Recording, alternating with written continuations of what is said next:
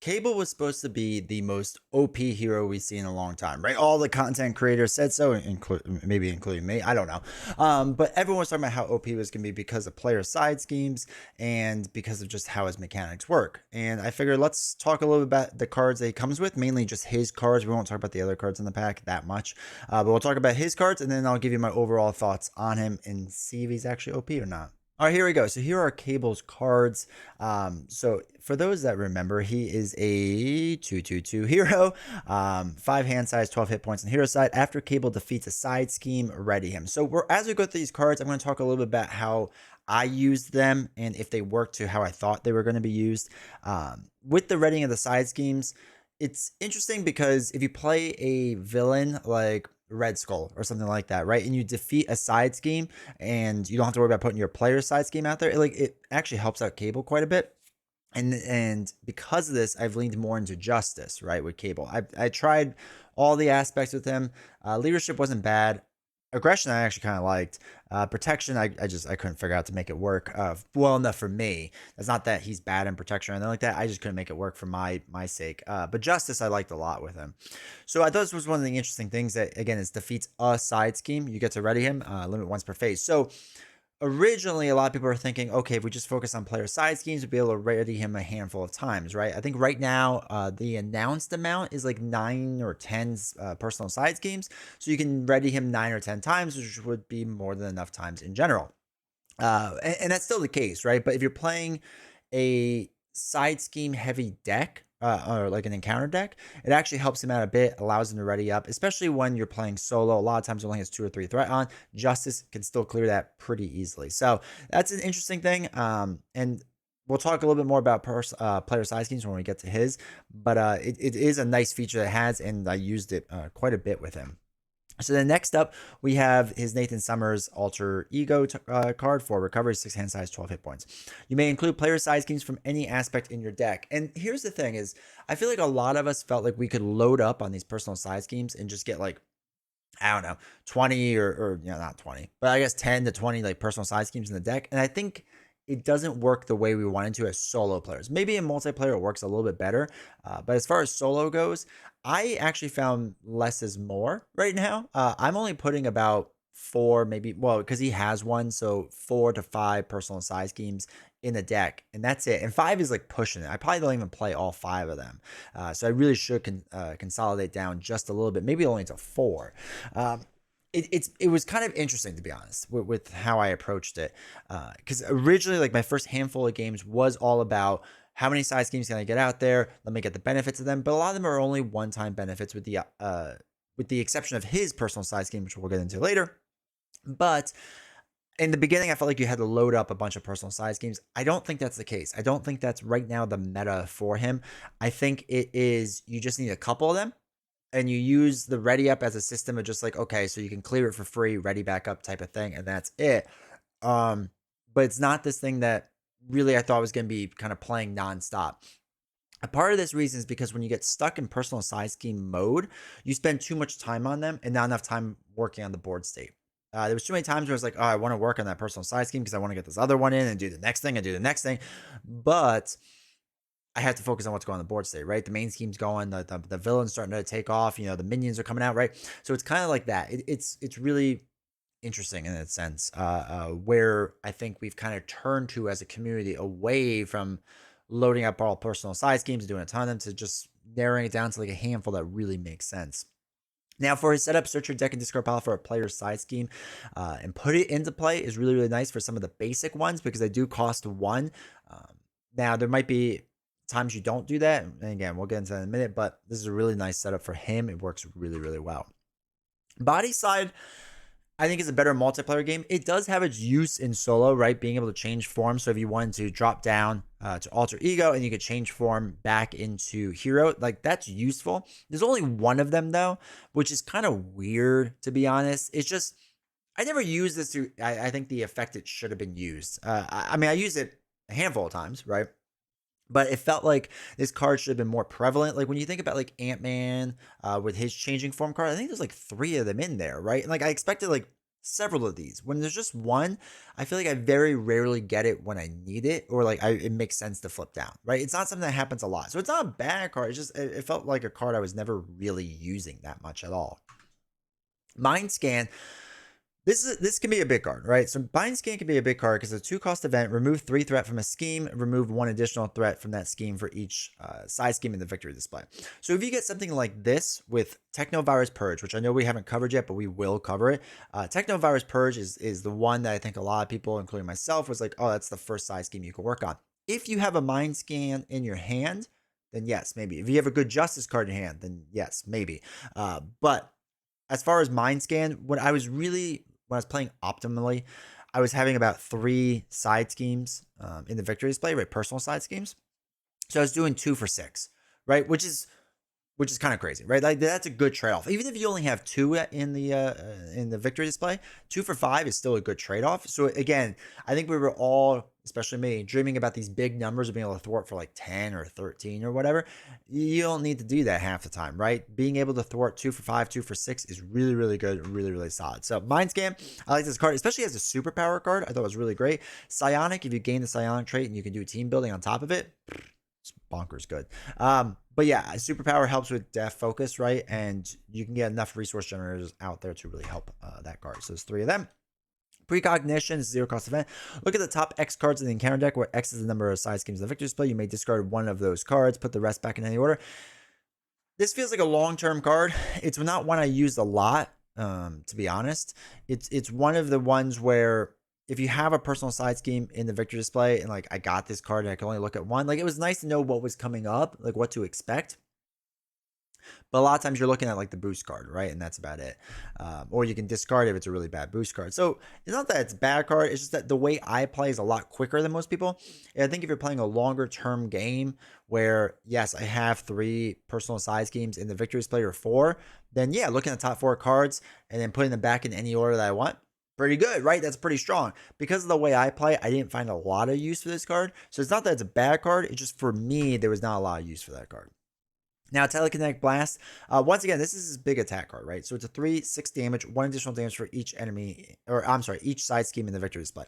Again, we were all dreaming about these heavy hits, but when you look at it compared to other 3 for 9 damage cards, the game is almost, sorry, I hit the microphone, almost telling you that you should be going 3 personal side schemes in the victory display. Right, 3 for 9. Now, of course, you can keep ramping that up and keep ramping up that damage and do massive hits. But if the standard attack is 3 for 9, then the game expects you to have roughly 3 personal side schemes in the victory display, which is like good to note, right? And that doesn't even include enemy victory side schemes, right? So if they're in the victory display as well, that's even more, it's even better. But I think this is important to know is that, again, and I'll blame myself a lot for this, is that I think I was thinking like I could put 10 in there. I'm dealing 16 damage. Like that's bonkers cool and whatever. And the act of getting up to that many personal side schemes, I think is just too hard, especially in solo. Again, multiplayer might be different, but I think for solo, it's just too hard and you shouldn't look at it this way. If I get 3 to 9, 3 to 10, 3 to 10, I'm feeling pretty good with 4 personal side schemes in there. So you got a couple of them. And again, the Psionic superpower card. So if you gain Psionic, it's great. Superpower, great. All right, TECHNOVIRUS Purge. This was the big one. This was the big card. And the reason being is because it's 5 threat removal, right? Only Cable can remove threat from it. And then when it's in the victory display, Nathan Summers and Cable gain the Psionic trait. Cable gets +1/+1/+1, making him a 3/3/3 hero. There is a great debate right now going on online if this is still the card you pull out first, right? A lot of people are arguing if this is still the card you pull out first. I think it depends, right? So it's important to note that his setup happens after Mulligan, right? Card setup happens after you finish mulliganing everything. So you can see what's in your hand. If you have the 3 threat removal card and you have the ability to remove threat yourself, right, on your hero, 5 is done, right? 5 is done first turn. You ready up, and now you're a 3/3/3 hero. I take this turn 1, or I'm sorry, not even turn 1, setup every single time. If I have that. If I don't have that, it's not as worth it, right? And so this is kind of the game that I've now become to play. So like, I can't give you general advice that says use TVP, TECHNOVIRUS Purge, first every single time.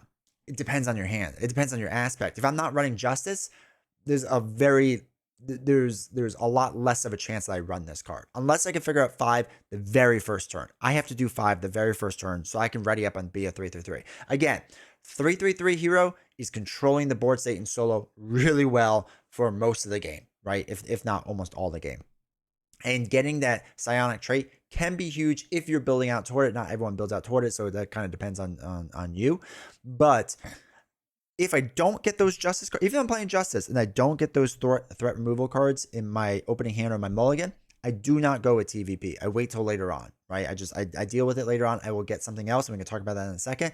But I think that's the main thing to know with TVP is just you get this if you can clear it turn 1. You have to be able to clear it turn 1, in my opinion. So I still really like the card. I still think it's the best personal size scheme out there for Cable in the long run.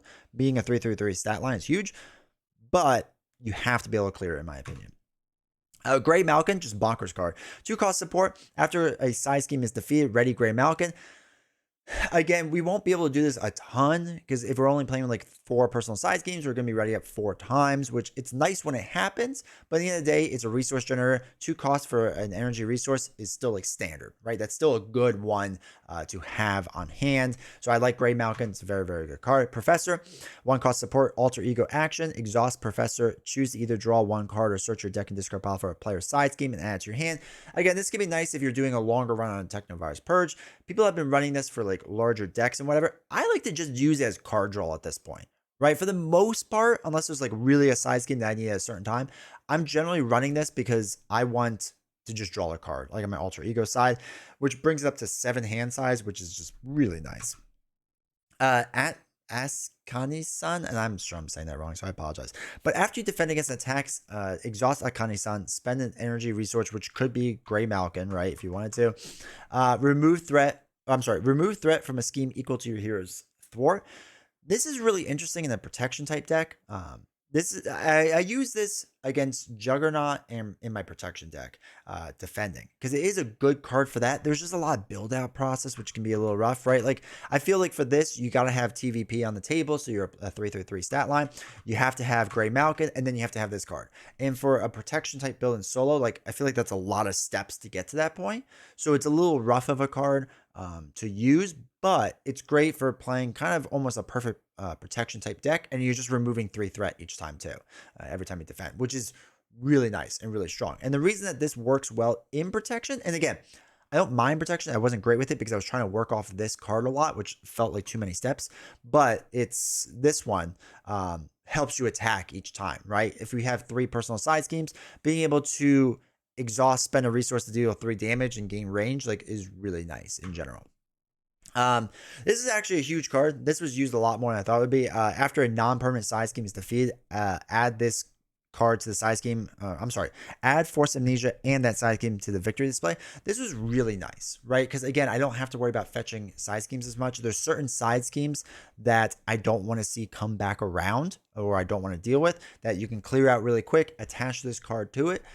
This was a card at first I was like a little hesitant to play, but I really loved it over time. It's an easy way to bump up the stats of Plasma Rifle, of his events, right? It's an easy way to do it because most villains have at least a side scheme that you can attach this to. So it's really strong card. It took me a while to like truly embrace it and get to like use it and like it, but once I did, it was really nice to have. And again, Plasma Rifle, 2 cost upgrade, exhaust Plasma Rifle, spend energy resource, deal 1 damage to the enemy for each side scheme in the victory display. If we had 3 personal side schemes, and then we add the Force Amnesia to 1, we're up to 4, right? Which is pretty solid. And then Telekinetic Force Field, when a friendly character would take any amount of damage, discard Telekinetic Force Field, prevent all that damage. It's not bad. It's not forced, which is nice. So if you're saving it for a big attack, there were times, again, when I played Juggernaut, I could let that one massive Juggernaut hit attack happen, and it didn't matter because I just prevented all of it. It stinks you have to discard it for 2 costs, but it can save you when you need it.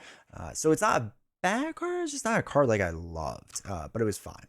And Temporal Leap, 2 cost upgrade. When the main scheme would be complete, remove this card from the game and put a side scheme into the victory display into play. Move 4 threat from the main scheme to that side scheme. It was all right. Like I never really used it, and maybe it's because my brain is so trained to like not ever let the main scheme pop or like try not to make it happen that I just felt like I don't know.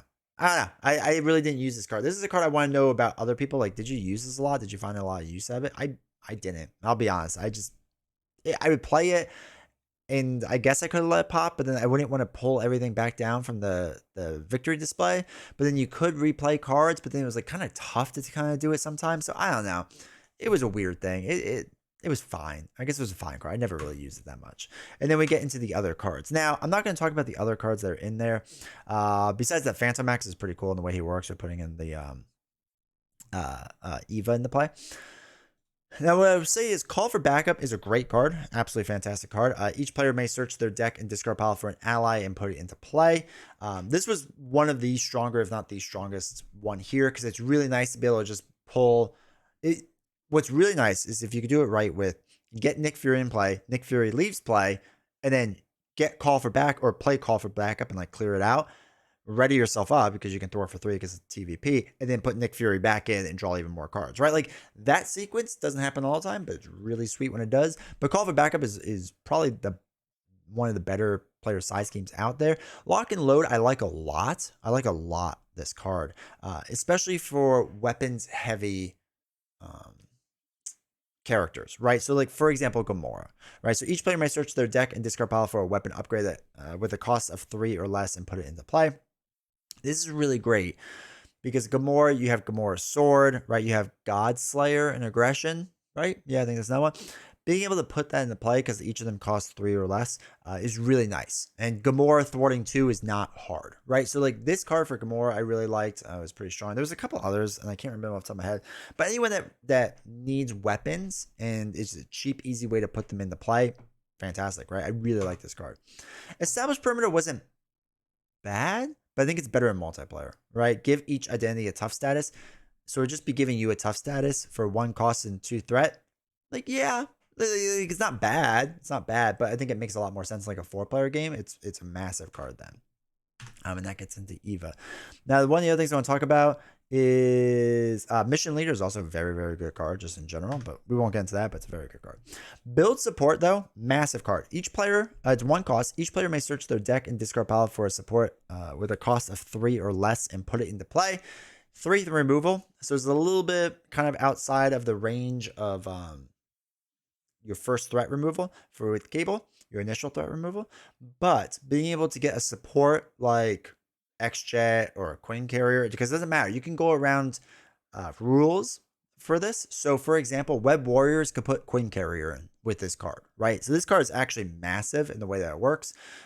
So now Web Warriors, like all my Web Warriors have this card in there because now the hardest part with being a Web Warrior is a lot of times there isn't a resource generator built for them.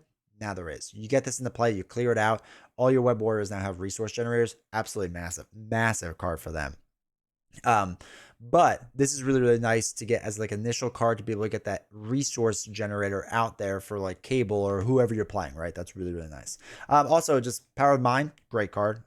Used it a lot more than I thought I would, which I really liked. Scimitar is phenomenal. After you play another Psionic card, exhaust this card to deal 2 damage to your enemy. With Phoenix, this was a massive card. Absolutely loved it.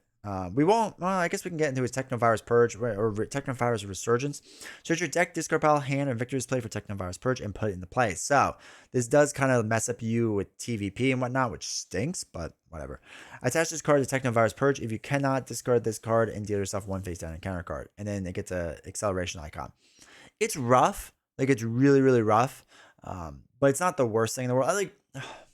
It's bad, right? It's a bad card. It's not ideal to get for sure, but it's fine, I guess. Like, it's just what you have to deal with. And hopefully you have enough built out, especially for Justice. Like, I was able to thwart 5 later on in the game pretty quick, so it wasn't too bad. But yeah, it can be a tough card to deal with, but it's not, to me, it's not the worst thing in the world. And then Strife. I only had Strife, I think, come out once or twice. When a player plays a Psionic event, cancel the effects of the event and deal 1 damage to Strife. Okay. Back to the Future. Let's go. The Cable player cannot remove threat from the schemes other than Back to the Future. Other players cannot remove threat from Back to the Future. The Cable player cannot damage enemies not engaged with them. Other players cannot damage minions engaged with the Cable player. Okay, long story short, you have to get rid of this fast. At 4, it's a little tough, right? Especially if you have TVP already, then it's like just outside your range. So again, as Justice, you should be able to clear this pretty fast. Telekinetic Force Field, when attached character would take any amount of damage, prevent that damage if 2 or more damage is prevented from this card, you get to discard it. So again, deal major damage to Strife. It helps you. Place 3 threat in the main scheme. Place 1 additional threat in the main scheme for each side scheme in the victory display. Terrible. I did lose a game because of this, because I had 4 and it did what would that be, 6 threat all of a sudden. Was terrible. It was absolutely terrible card to get. And yeah, it was just one, and the other one's the damage one. Terrible card to get Mind Scan. I really hate that card. So it's a rough Nemesis set. It's not the worst, but it's not easy. Obligation's a little rough. They're probably up there in difficulty of how hard they are. Now, I won't talk too much about, I'm not going to talk at all about Domino, but I will say is because she has a personal side scheme here. Each player may search their deck and discard pile for an identity-specific upgrade and put it to play. Also very good because this lets you get in the, the Gray Malkin card for the resource generator. Just to show you, Gray Malkin. This allows you to get that card in. It's really helpful, really useful, really strong. So that is all of his cards, and my little bit of thoughts about him. Now I'm going to talk a bit about Cable overall and my thoughts and feelings about him. All right, so Cable, I famously maybe said that Cable would be on the Mount Rushmore of OP heroes, up there with the likes of Valkyrie, of course, or probably Doctor Strange, Wolverine, and Spider-Ham. That he was probably going to be joining that list. I don't think he does. I think he's just shy of it, but I think he has a lot of upside potential, which is what is probably the most important thing to talk about with this, is that because more and more player size games are coming out, we know that they're coming out, right? We've seen them. We know there's going to be more options to play with him. If they increase support for the soldier trait, which I really hope they do, it seems like such a slam dunk for them to do. Cable sees more upside. If Psionic gets more stuff, Cable sees more upside. So right now for solo, he's probably like a B to A tier, somewhere in there. He's not S. I don't know if he works better in multiplayer. I played him like once or twice in multiplayer. I did like him more in multiplayer, but it was like very few times I played him that I can't make like a firm assessment on him. But the thing with Cable is, once I changed my mindset, like he was low B when I first started like really digging into him, and I was like, okay, like maybe this guy is not what I thought he was going to be for whatever reason. Once I changed my mindset to lower the personal side schemes for him, in case people wonder, I play the 2 grays, I play TECHNOVIRUS, Purge, and generally speaking, Call for Backup may be thrown in there. I messed around with Lock and Load for a little bit with him, but Call for Backup I like with him. But it depends on how ally heavy of a deck I'm running, how hard I think it will be. So that one's like on the fence. So really it's like 3 that I put in there every single time with him. And then again, to be able to do 3 threat removal and an additional 3, so 2 for 6 is huge, right? Telekinetic Blast will be 3 for 9 damage. That's fine, right? That's huge. So I think once I changed my mindset, he went from kind of a low B to like high B, low A, somewhere in there. And I think as more side schemes come out, he's going to hit the A tier without too much trouble. So he is good. I think it just took some adjusting, my part of to figure out how to really make him work. Because again, player side schemes, I know a lot of people are like, oh, are they not as OP as you thought they were? No, player side schemes are very good. They are very good. They changed the game a lot. So I don't want to make it sound like the player side schemes aren't good. I think the problem was I was putting too much priority. When I play with other heroes playing with player side schemes, I only put like 1, maybe 2, at most 3 into their deck. And when I focus that way on player side schemes, it's phenomenal, right? They're super strong. They're super clutch. Especially with getting like I said, for the Web Warriors getting the support card out there, so then they get a resource generator. It's a massive card, absolutely massive card to help them out, or being able to put their own cards in, right? If you have somebody like Phoenix who's very expensive with her cards, gets her cards in for free if you use the other support card, or if you use the other basic player side scheme, which I can't remember what it is off the top of my head. But what is that card called? Superpower Training. You use that because identity specific upgrade, right? And it's just any cost, doesn't matter. You get to put it in play, right?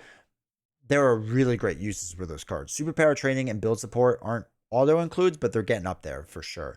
So again, when I focus on fewer player side schemes, I actually do better with Cable. which is kind of counterintuitive, and it would lead people to think that, oh, player side schemes are not as overpowered as they are. No, they're not overpowered, but they are very strong. The problem is, if I'm playing an entire game focusing on player side schemes, I'm not focusing on the game. And that's kind of what was happening in the beginning with me for Cable, is I was spending way too much time on player side schemes.